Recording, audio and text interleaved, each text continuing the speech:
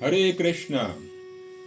Welcome to the book Krishna, written by His Divine Grace A.C. Bhaktivedanta Swami, Prabhupada, founder Acharya of the International Society for Krishna Consciousness.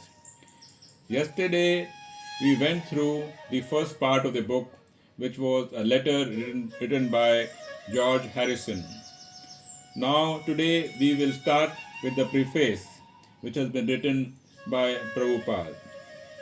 In the Western countries, when someone sees the cover of a book like Krishna, he immediately asks, "Who is Krishna? Who is the girl with Krishna?"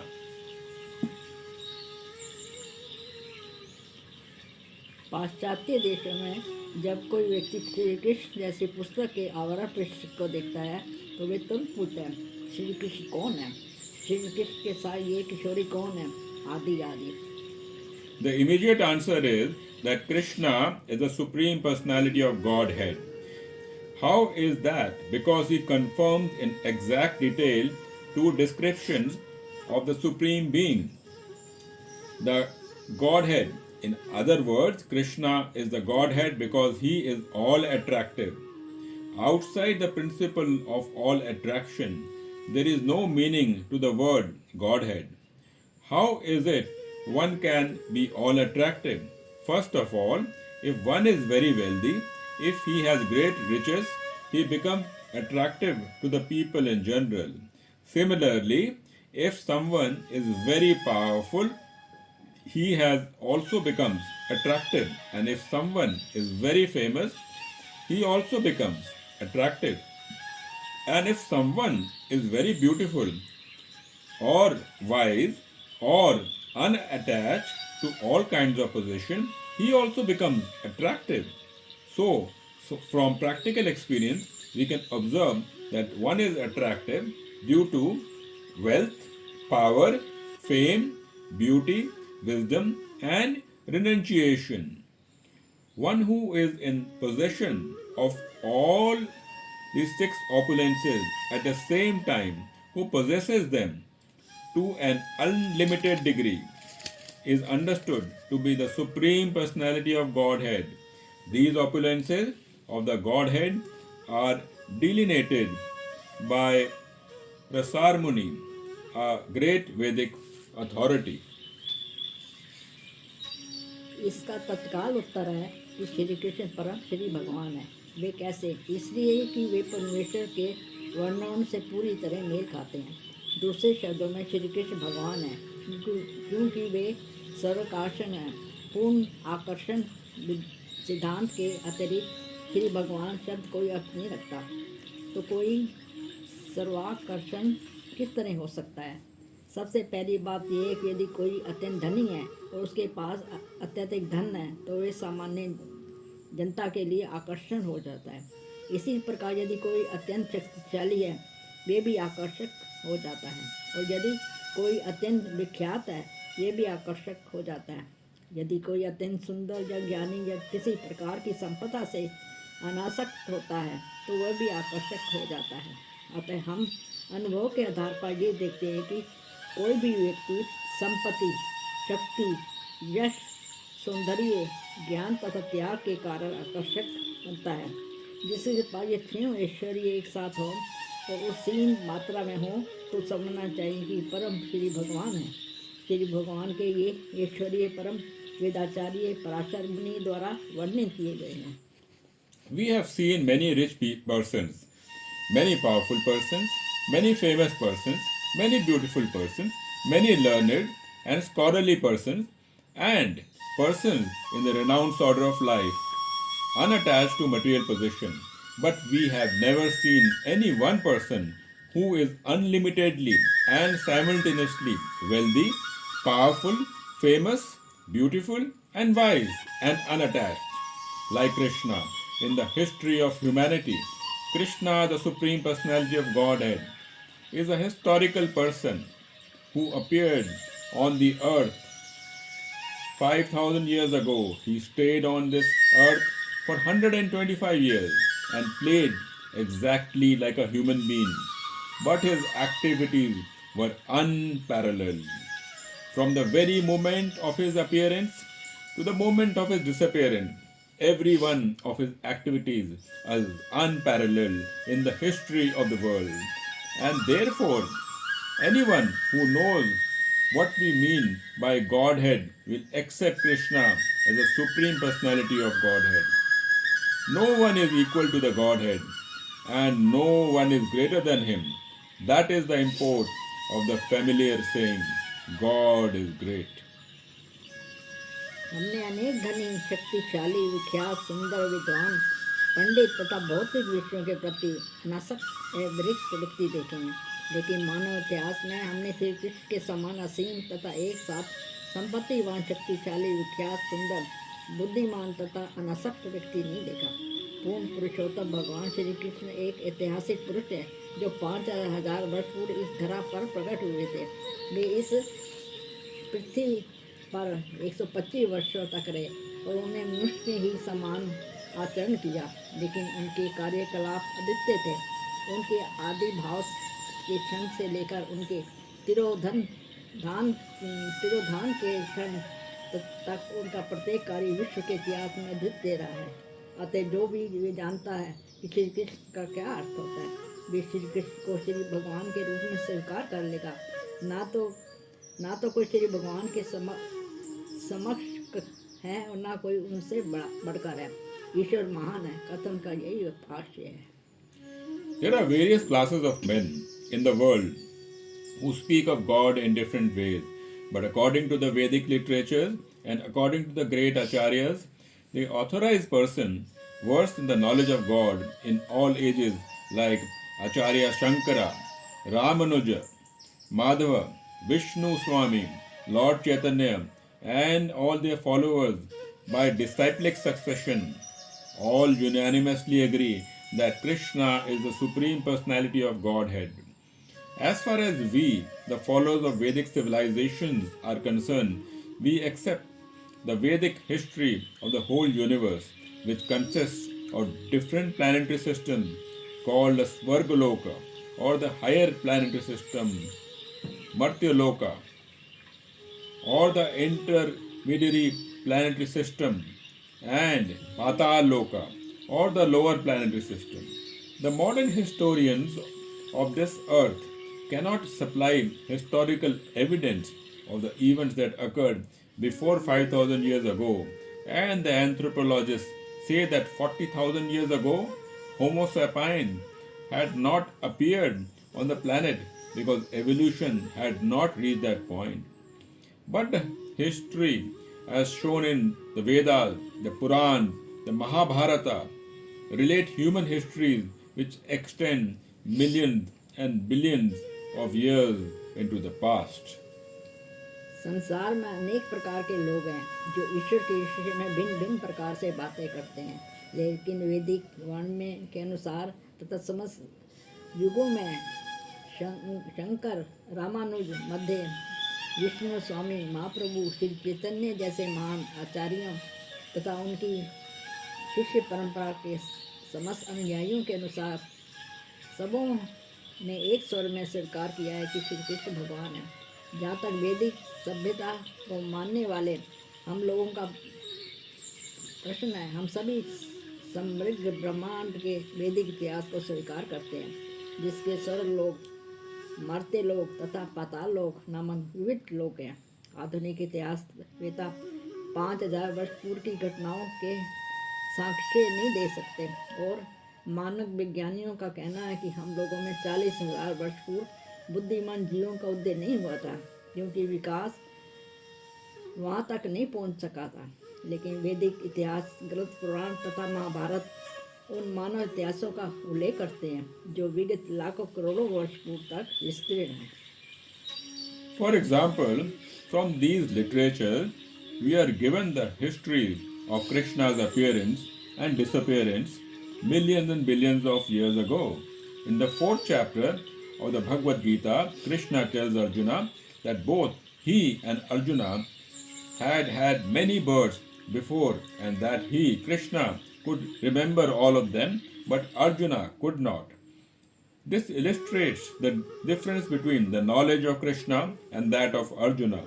Arjuna might have been a very great warrior, a well cultured member of the Kuru dynasty, but after all, he was an ordinary human being, whereas Krishna, the Supreme Personality of Godhead, is the possessor of unlimited knowledge because he possesses unlimited knowledge. Krishna has a memory that is boundless. उदाहरणार्थ इन सातवें ग्रंथों से हमें श्री कृष्ण के आविर्भाव तथा तिरोधान का लाखों करोड़ों वर्ष पूर्व का इतिहास प्राप्त होता है।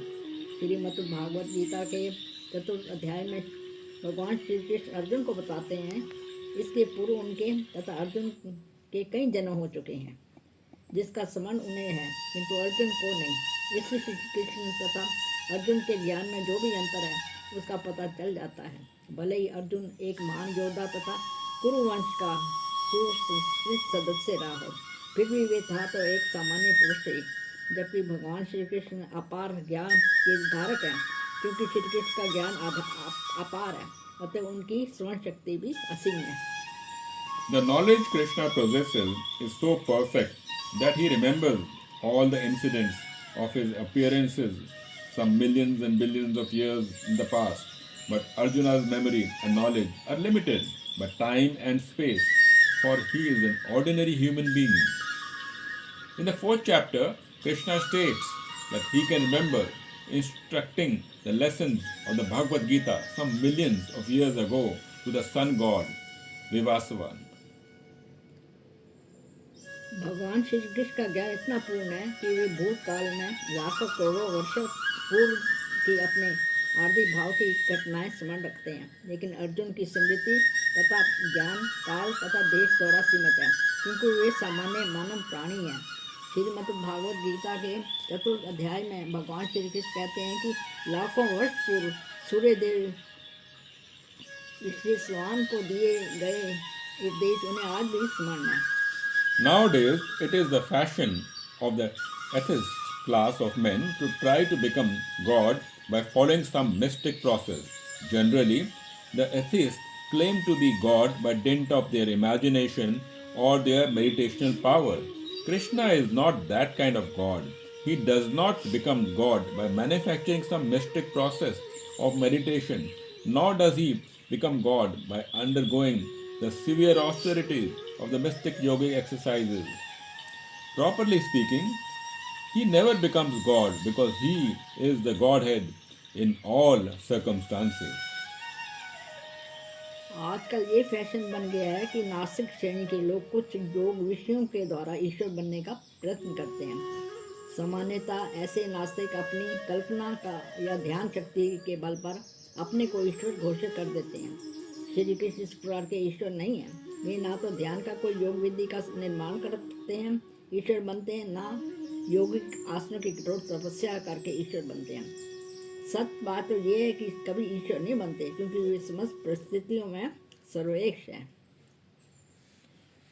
Within the person of his maternal uncle Kamsa, where his father and mother were confined, Krishna appeared outside his mother's body as a four-handed Vishnu Narayan. Then he turned himself into a baby and told his father to carry him to the house of Nand Maharaj and his wife Yashoda. When Krishna was just a small baby, the gigantic demoness Putna attempted to kill him, but when he sucked her breast, he pulled out her life. That is the difference between the real God and a God manufactured in the mystic factory. Krishna has no chance to practice the mystic yoga processes, yet he manifested himself as the Supreme Personality of Godhead at every step, from infancy to childhood, from childhood to boyhood, and from boyhood to young manhood. In this book, Krishna, all of his activities as a human being are described. All through Krishna plays like a human being. He always maintained his divinity as the Supreme Personality of Godhead. Shri Krishna अपने मामा कंस के बंदी गृह में, जहाँ उनके माता पिता बंदी बनाकर रखे गए थे, अपनी माता के गर्भ से चतुर्भुज श्री विष्णु नारायण के रूप में प्रकट हुए। तब उन्होंने बाल रूप धारण करके अपने पिता से कहा कि वे उन्हें नंद महाराज तथा उसकी पत्नी यशोदा के घर में ले चले। तभी श्री कृष्ण छोटे से बालक ही थे कि विकराल राक्षसनी असुरनी पूतना ने उन्हें मारना चाहा, लेकिन उन्होंने उसका स्तनपान करते हुए उसका प्राणात कर दिया। यही अंतर है कि वास्तविक सर्वेश्वर योग की शाला द्वारा निर्विशर में श्री कृष्ण को कभी भी योग क्रिया का अभ्यास करने का अवसर प्राप्त नहीं हुआ। फिर भी वे पद पद पर अपनी शिशुकाल से बाल्यकाल में, फिर बाल्यकाल से किशोरावस्था में और किशोरावस्था में तरुणावस्था में अपने आप को श्री भगवान के रूप में प्रदर्शित करते रहे। लीला पुरुषोत्तम भगवान श्री कृष्ण नामक इस पुस्तक में मनुष्य रूप में अनेक चमत्कारी क्रियाकलापों का वर्णन किया गया। यदि भगवान श्री कृष्ण सदैव मनुष्य की भांति आचरण करते हैं, किंतु वे सदैव श्री भगवान की पहचान बनाए रखते हैं। Since Krishna is all attractive, one should know that all his desires should be focused on Krishna. In the Bhagavad Gita, it is said that the individual person is the proprietor or master of his body. But Krishna, who is the super soul present in everyone's heart, is the supreme proprietor and supreme master of each and every individual body. As such, if we concentrate our loving propensities upon Krishna only, then immediately universal love, unity, and tranquility will automatically realize. When one waters the roots of a tree, he automatically waters the branches, twigs, leaves, and flowers. When one supplies food to the stomach through the mouth, he satisfies all the various parts of the body. क्योंकि श्री कृष्ण सर्व आकर्षक है, अतः मनुष्य को चाहिए कि वे अपनी सारी इच्छाएं भगवान श्री कृष्ण पर केंद्रित करें। श्रीमद् भागवत गीता में कहा गया है कि हर व्यक्ति अपने शरीर का स्वामी है, लेकिन श्री कृष्ण जो प्रत्येक हृदय में उपस्थित परमात्मा है, परम स्वामी है और प्रत्येक शरीर के स्वामी हैं। अतः यदि हम अपने सारे प्रेम को एकत्र एकमात्र भगवान श्री कृष्ण पर केंद्रित करें, तो तत्काल सबसे विश्व प्रेम में एकता तथा शांति संपन्न हो जाएगी। जब कोई वृक्ष की जड़ों को सींचता है, तो वे शाखाओं, पत्नी, पुष्पों को सबसे सींचा होता है। जब कोई मुंह के द्वारा उदर में भोजन पहुंचाता है, वे शरीर के विभिन्न भागों की पुष्टि करता रहता है। The art of focusing one's attention on the Supreme and giving one's love to Him is called Krishna consciousness. We have inaugurated the Krishna consciousness movement so that everyone can satisfy his propensity for loving others simply by directing his love towards Krishna. The whole world is very eager to satisfy the dormant propensity of love for others, but the various invented methods like socialism, communism, altruism, humanitarianism, and nationalism, along with whatever else may be manufactured for the peace and prosperity of the world, are all useless and frustrating because of our gross ignorance of the art of loving Krishna. Generally, people think that by advancing the cause of moral principle and religious rights, they will be happy. Others may think that happiness can be achieved by economic development, and yet others think that simply by sense gratification they will be happy. But the real fact is that people can be happy only by loving Krishna. परमेश्वर में ध्यान केंद्रित करने और उन्हें ही अपना प्रेम प्रदान करने की कला कृष्ण भावनामृत कहलाती है। हमने कृष्ण भावनामृत आंदोलन का सूत्रपात इसलिए किया है कि प्रत्येक व्यक्ति भगवान श्री कृष्ण के प्रति अपने प्रेम को अर्पित करके अन्यों से प्रेम करने की अपनी इच्छा की पूर्ति कर सके। सारा जगत दूसरों के प्रति प्रेम की सुप्त मनोवृत्ति की तुष्टि के लिए अत्यधिक उत्सुक है, लेकिन समाजवाद, साम्यवाद, बंधुत्ववाद, मानवतावाद, राष्ट्रवाद तथा विश्व शांति की संपन्नता के लिए जो कुछ भी निर्मित किया जा सकता है, उन विविध विधियों के आविष्कार सारे संसार के सारे व्यर्थ का तथा निराशजनक है, क्योंकि हम भगवान श्री कृष्ण को प्रेम करने की कला से अनजान हैं। लोगों की सामान्य धारणाएं कि नैतिक सिद्धांतों तथा धार्मिक अनुष्ठानों को संपन्न करके सुखी बना जा सकता है। कुछ लोग सोच सकते हैं कि आर्थिक विकास के द्वारा सुख प्राप्त किया जा सकता है, और कुछ लोग ऐसे हैं जो सोचते हैं कि इंद्रिय तृप्ति के द्वारा ही वे सुखी हो सकते हैं। लेकिन तत्व जो है, केवल भगवान श्री कृष्ण से ही प्रेम करके ही लोग सुखी हो सकते हैं। Krishna can perfectly reciprocate one's loving propensities in different relationships called mellows or ras. Basically, there are 12 loving relationships. One can love Krishna as the supreme unknown, as the supreme master, as the supreme friend, as the supreme child, as the supreme lover. These are the 5 basic love ras. One can also love Krishna indirectly in 7 different relationships, which are apparently different from the 5 primary relationships. All in all, however, if one simply reposes his dormant loving propensity to Krishna, then his life becomes successful. This is not a fiction, but is a fact that can be realized by practical application. One can directly perceive the effects that love for Krishna has on his life. भगवान श्री कृष्ण मनुष्य से प्रेम भावों का विनिमय विभिन्न संबंधों के रूप में करते हैं, जिन्हें रस कहा जाता है। मूल के 12 प्रकार से प्रेम संबंध है। भगवान श्री कृष्ण से परम अज्ञात के रूप में, परम स्वामी के रूप में, परम मित्र के रूप में, परम शिशु के रूप में, परम प्रेमी के रूप में प्रेम किया जा सकता है।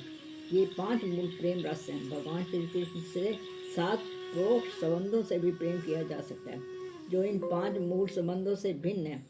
यदि कोई अपनी सुप्त प्रेम भावना को श्री कृष्ण से केंद्रित करता है, तो उसका जीवन सफल बन जाता है। ये कोई कल्पना नहीं है, अपितु ये सत्य है जो व्यवहारिक रूप से पालन करके अनुभव किया जा सकता है। मनुष्य के जीवन पर कृष्ण प्रेम का जो प्रभाव पड़ता है, उसकी प्रत्यक्ष अनुभूति की जा सकती है। श्रीमद् भागवत गीता के 9वें अध्याय में इस कृष्ण भावनामृत विज्ञान को समस्त विद्याओं का राजा, समस्त गुणों का राजा और दिव्य अनुभूति का परम विज्ञान कहा गया है। फिर भी हम इस कृष्ण भावनामृत विज्ञान के परिणामों का प्रत्यक्ष अनुभव कर सकते हैं, क्योंकि इसका अभ्यास अत्यंत सुगम एवं अत्यंत आनंददायक है। हम श्री कृष्ण भावनामृत का जितना भी आज संपन्न कर सकेंगे, वे हमारे जीवन की साक्षात विधि बन जाएगी, निधि बन जाएगी, क्योंकि ये प्रत्येक परिस्थिति में अविनाशी है। अब वे वास्तव में सिद्ध हो चुका है कि पाश्चात्य देशों की हताश तथा निराश युवा पीढ़ी मात्र भगवान श्री कृष्ण की ओर अपनी प्रेम आसक्ति मोड़ने के परिणाम का प्रत्यक्ष अनुभव कर सकती है। In the 9th chapter of the Bhagavad Gita, this science of Krishna consciousness is called the king of all knowledge, the king of all confidential things, and the supreme science of transcendental realization. Yet we can directly experience the results of this science of Krishna consciousness because it is very easy to practice and is very pleasurable. Whatever percentage of Krishna consciousness we can perform will become an eternal asset to our life, for it is imperishable in all circumstances. It has now been actually proved that today's confused and frustrated younger generation in the Western country can directly perceive the results of channelizing the loving propensity towards Krishna alone. It is said that although one executes severe austerities, penances, and sacrifices in his life, if he fails to awaken his dormant love for Krishna, then all his penances are to be considered useless.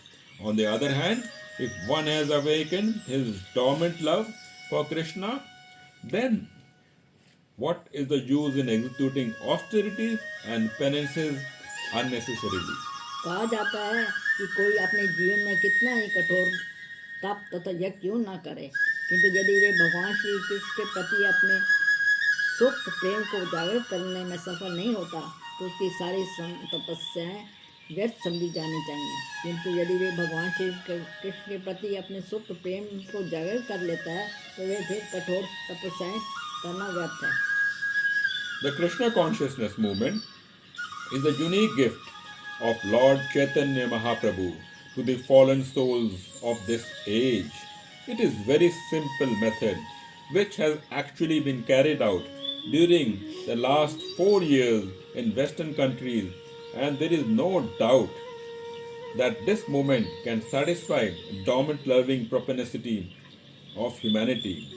This book, Krishna, is another presentation to help the Krishna consciousness movement in the Western world. This transcendental literature is published with profuse illustrations. People love to read various kinds of fiction to spend their time and energy. Now, this tendency can be directed to Krishna. The result will be imperishable satisfaction of the soul, both individually and collectively. Krishna भावनामृत आंदोलन इस युग की पतितात्माओं के लिए श्री चैतन्य महाप्रभु का अनुपम उपहार है। वे अत्यंत सरल विधि है जो विगत 4 वर्षों से पश्चिमी देशों में वास्तव में अपनाई जा रही है, और कोई संदेह नहीं है कि वे आंदोलन मानव की सुप्त प्रेम भावनाओं को तुष्ट करने में समर्थ है। ये लीला पुरुषोत्तम भगवान श्री कृष्ण नामक कृति है दूसरा उपहार है जो पाश्चात्य जगत में कृष्ण भावनामृत आंदोलन की सहायता करने के लिए दिए हैं। वे दिव्य साहित्य रंगीन चित्रों से युक्त प्रकाशित हुआ है। लोग अपना समय काटने तथा शक्ति का उपयोग करने के लिए नाना प्रकार की कथाएं पढ़ना चाहते हैं। इस प्रवृत्ति को भगवान श्री कृष्ण की ओर मोड़ा जा सकता है। इसके परिणाम स्वरूप वृष्टि तथा समिष्ट रूप से आत्मा को अखंड संतोष प्राप्त होगा। It is said in the Bhagavad Gita that even a little effort expended on the path of Krishna consciousness can save one from the greatest danger. Hundreds of thousands of examples can be cited of people who have escaped the greatest dangers of life due to a slight advancement in Krishna consciousness. We therefore request everyone to take advantage of this great transcendental literature. One will find that by reading one page after another, an immense treasure of knowledge in art, science, literature, and philosophy and religion will be revealed, and ultimately, by reading this book, Krishna, love of Godhead, will fructify. Shrimad Bhagavat Gita में कहा गया है कि यदि कृष्ण भावनामृत के मार्ग पर थोड़ा सा भी प्रयास किया जाए तो बड़े से बड़े संकट से भी बचा जा सकता है। ऐसे लोगों में लाखों दृष्टांत दिए जा सकते हैं जो कृष्ण भावनामृत में सबला प्रगति करने के कारण बड़े से बड़े संकटों से बच जाते हैं। अतः हम प्रत्येक व्यक्ति से प्रार्थना करते हैं कि इस दिव्य साहित्य का लाभ उठाएं। पाठक को अनुभव होगा कि ज्यों ज्यों वे करुण से एक एक पृष्ठ पढ़ता जाएगा त्यों त्यों उसके समक्ष कला, विद्वान, विज्ञान, साहित्य, दर्शन तथा धर्म की प्रभुत ज्ञान राशि प्रकट होती जाएगी, और अतः एकमात्र इसी पुस्तक को पढ़ने से भागवत प्रेम फलित होगा। My grateful acknowledgement is due to Shriman George Harrison, now chanting Hare Krishna, for his liberal contribution of $19,000 to meet the entire cost of printing this volume. May Krishna bestow upon this nice boy further advancement in Krishna consciousness. मैं श्रीमान George Harrison के प्रति कृतज्ञता ज्ञापित करता हूँ जो अब हरे कृष्ण महामंत्र का कीर्तन करते हैं और जिन्होंने इस ग्रंथ के प्रकाशन के संपूर्ण व्यय के हेतु $19,000 की राशि प्रदान की है। भगवान श्री कृष्ण इस सब बालक को कृष्ण भावनामृत में और अधिक अग्रसर करें। And at last, my ever-willing blessings are bestowed upon Shriman Shamsundar Das Adhikari, Shriman Brahmanand Das Brahmachari, Shriman Hayagriv Das Adhikari, Shriman Satyaswarup Das Adhikari, Shrimati Devhuti Devi Dasi, Shrimati Jadurani देवी दासी, श्रीमान मुरलीधरी दास ब्रह्मचारी, श्रीमान रद्वाज दास अधिकारी, and श्रीमान Pradyum das अधिकारी, etc. for their hard labor in different ways to make this publication a great success. Hare Krishna, A.C. Bhaktivedanta Swami. Advent Day of Srila Bhaktivedanta Saraswati, February 26, 1970, ISKCON Headquarters, 3764 Warswick Avenue, Los Angeles, California.